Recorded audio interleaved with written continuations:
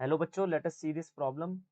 A figure shows arrangement of three long parallel conducting wire, each carrying equal current coming out of the page. 4 points ABCD are also marked in the figure.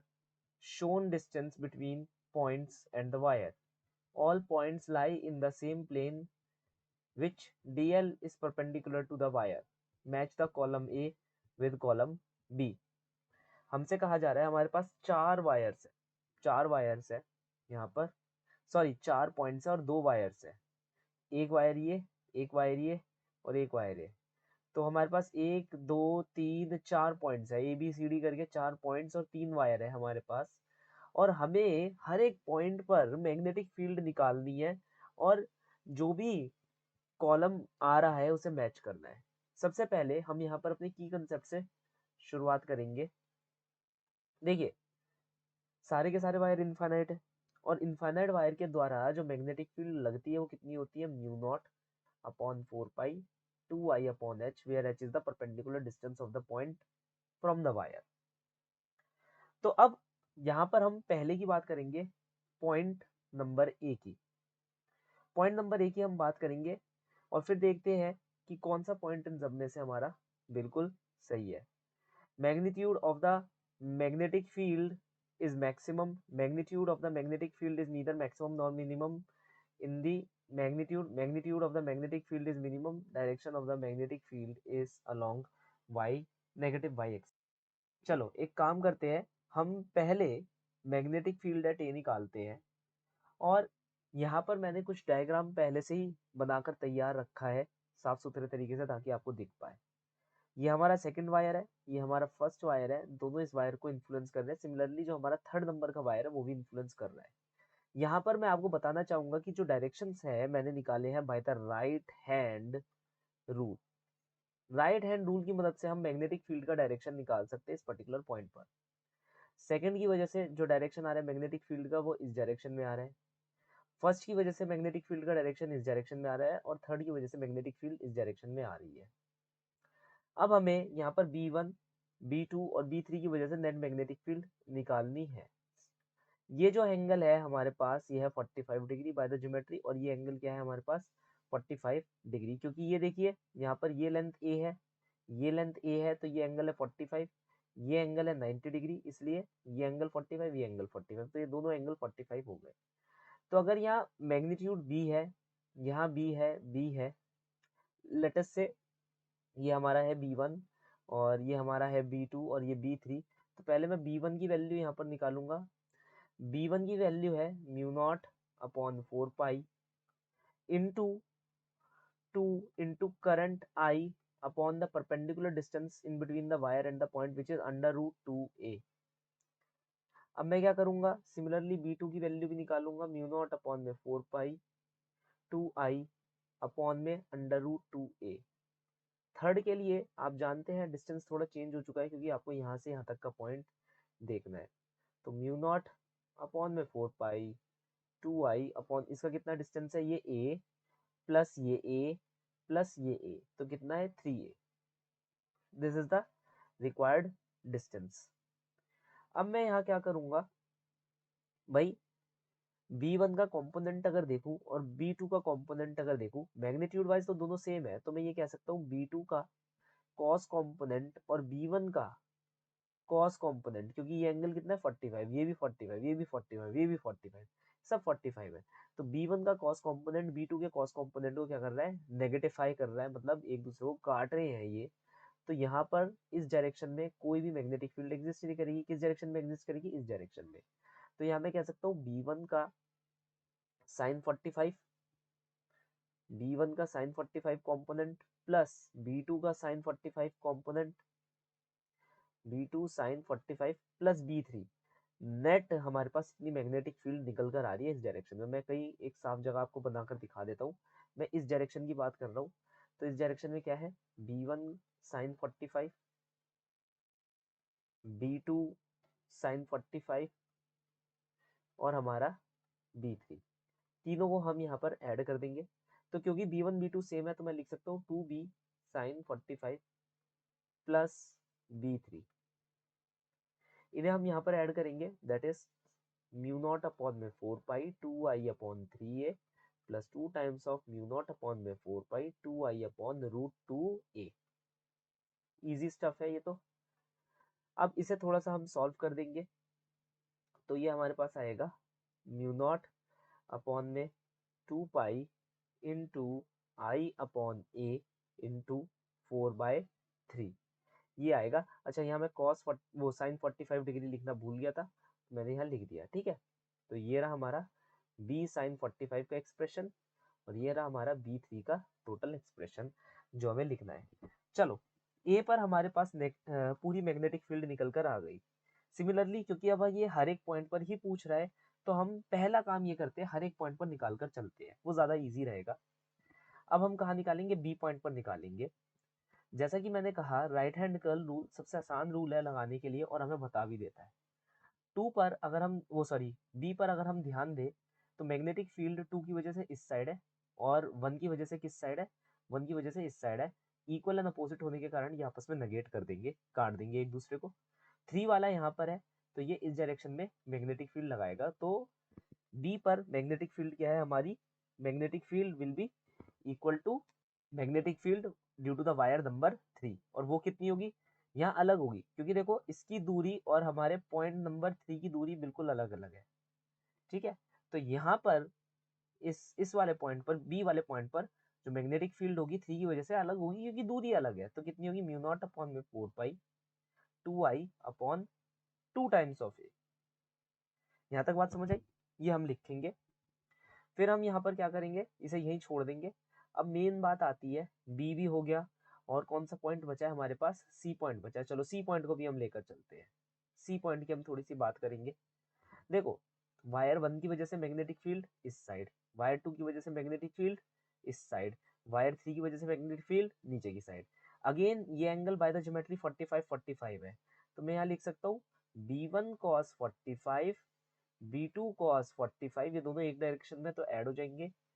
साथ ही साथ B3 नीचे की तरफ act कर रहा है, तो नेट मैग्नेटिक फील्ड जो है वो इस लाइन पर, इस लाइन के अलोंग एक्ट करेगी। क्यों?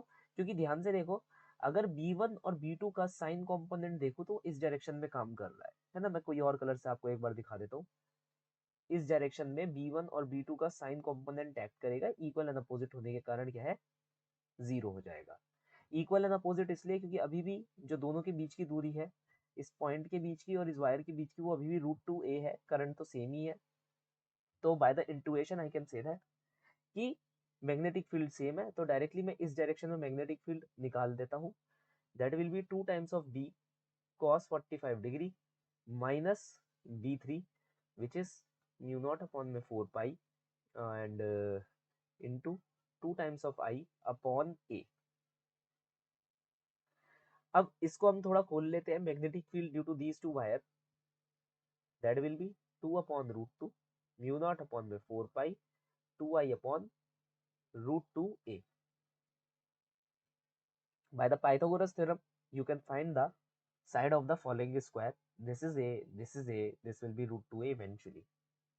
सी पॉइंट की मैग्नेटिक फील्ड हमारे पास निकल कर आ गई है। जस्ट हम इसे थोड़ा सा मोर एलाबोरेटली सॉल्व करेंगे तो मैं कह सकता हूँ कि ये √2 और 2 कैंसिल आउट हो जाएगा और ये तो यही बन गया। तो आंसर कितना आ रहा है? 0। अब बचा डी पॉइंट। डी पॉइंट के लिए भी हम सेम अप्रोच लेंगे जैसे हम पहले करते आ रहे थे। राइट हैंड रूल सब कुछ हमें लगाकर दे देगा। तो ये जो सेकंड है, इसकी डी पॉइंट पे जो डायरेक्शन होगी मैग्नेटिक फील्ड की वो कुछ ऐसी होगी। ये जो फर्स्ट है, सिमिलरली इसकी जो डायरेक्शन होगी वो कुछ ऐसी होगी और ये जो थर्ड है उसकी डायरेक्शन कुछ ऐसी होगी। अब यहाँ पर हमें बस ये देखना है कि एंगल क्या क्या बनेगा। B3 में तो कोई प्रॉब्लम नहीं है, लेकिन B1 B2 में दोनों में प्रॉब्लम बन रही है क्योंकि हमें एंगल निकालना बहुत ज़्यादा ज़रूरी है। तो हम एंगल निकाल भी लेंगे, कोई इतनी बड़ी कोई प्रॉब्लम नहीं है।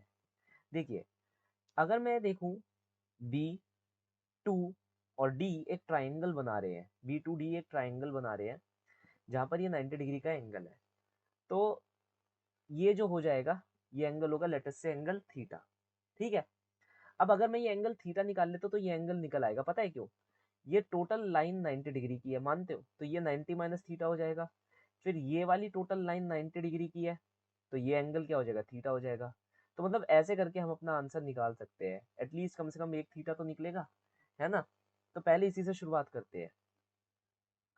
ये देखो, अगर तुम यहाँ पर इस ट्राइंगल को देखो तो ये ट्राइंगल की जो बेस है वो कितना है, 1 2 3, 3a लंबा जितना बेस है, और जो इसकी ये हाइट है, हाइट ये a लंबी हाइट है।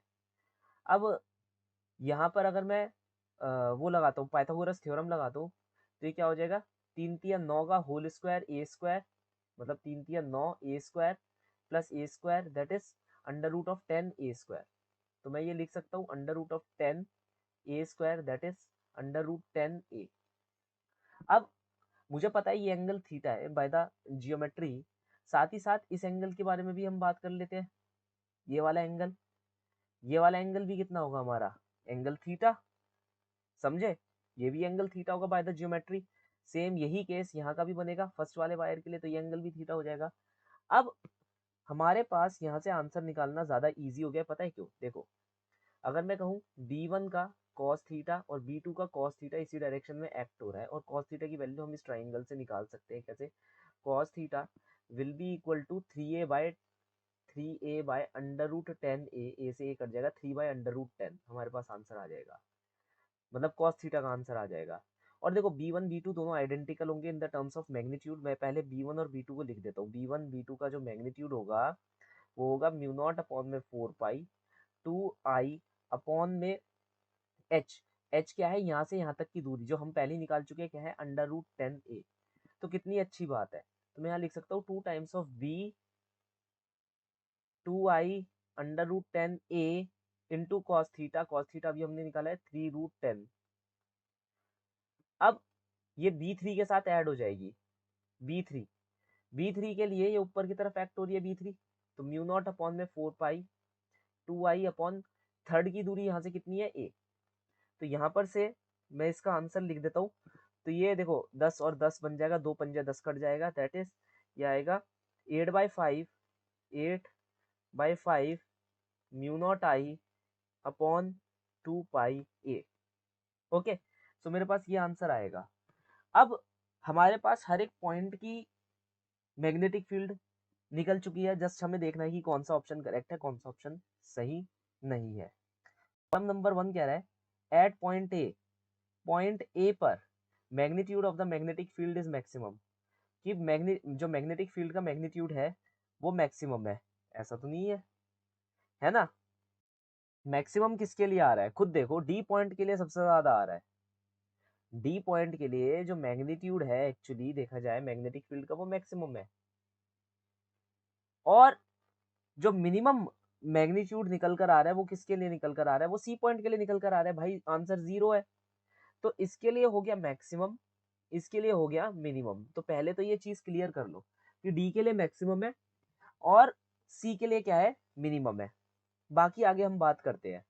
तो ए पॉइंट पे ये कह रहे हैं magnitude of the magnetic field is maximum, तो ये तो हो नहीं सकता, बिल्कुल नहीं हो सकता, गलत है, गलत जवाब। आगे पढ़ते हैं, सेकंड पॉइंट पर आते हैं। Magnitude of the magnetic field is neither maximum nor minimum in the magnitude. हाँ, ये सोचने वाली बात है, ना ही मिनिमम है ना ही मैक्सिमम है, तो इसके लिए क्यू पॉइंट बिल्कुल सही पॉइंट है।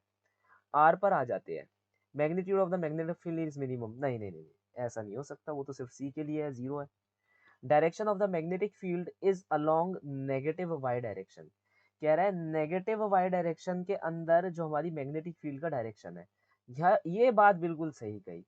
भाई मैग्नेटिक फील्ड यहाँ पर कहाँ आ रही है, नीचे की साइड आ रही है, हाँ या ना।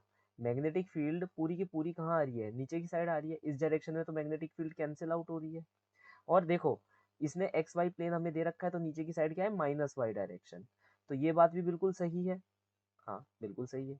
चलो आगे की तरफ हम आते हैं, पॉइंट नंबर बी पर आते हैं। देखो इसका क्यू एस हो गया, क्यू एस कहीं है यहाँ पर, क्यू एस तो पहला तीसरा, मतलब पहले और तीसरे में से सही है। तो हम थोड़ी अपनी सर्च को थोड़ा और छोटा करेंगे, ठीक है। अब मैं पॉइंट बी पर आ रहा हूँ, तो पॉइंट बी यहाँ पर कह रहा है पी आर और क्यू एस, मतलब उसने वैसे सभी कुछ कह दिया, तो चलिए एक बार ये भी चेक कर लेते हैं। मगर हम इसको छोड़कर क्यों ना आगे बढ़े, एक बार आगे बढ़ते हैं। एट पॉइंट सी की बात करते हैं, पॉइंट सी पर तो मिनिमम है, तो पॉइंट सी का ऑप्शन हो गया आर डायरेक्टली। तो थर्ड का ऑप्शन हो गया आर। ठीक है, ऐसी पॉइंट डी का ऑप्शन हो जाएगा पी, क्योंकि वो मैक्सिमम है पॉइंट का, इसका हो गया पी। तो मतलब पहला भी हमारा क्या है, गलत है, डायरेक्टली कह सकता हूँ, है ना। तो हमारा ऑप्शन नंबर 3 सही हो गया। लेकिन चलो कोई बात नहीं, एक बार सेकंड को भी देख लेते हैं कि ऑप्शन तो सही है, क्या क्वेश्चन भी सही है। पॉइंट बी, अगर हम यहाँ देख रहे हैं वो कह रहे हैं एस और क्यू को वेरीफाई करो, तो ये कह रहा है एस, direction of the magnetic field is along negative Y direction point B पर। हाँ, नेगेटिव वाई डायरेक्शन में ही हमारी मैग्नेटिक फील्ड आ रही थी, क्योंकि ये वाली और ये वाली मैग्नेटिक फील्ड तो कैंसिल हो रही थी इन डायरेक्शन में 1 और 2 की वजह से। हाँ, ये बात बिल्कुल सही है। तो इसका एस बिल्कुल करेक्ट है। और ये क्या कह रहा है, और हमें वेरीफाई करना है क्यू, क्यू पॉइंट भी वेरीफाई करते हैं। Magnitude of the magnetic field is neither maximum nor minimum, ये भी बात बिल्कुल सही है। So option number 3 is correct. So the final solution for the following problem is option number 3. Hope you understood well. Best of luck.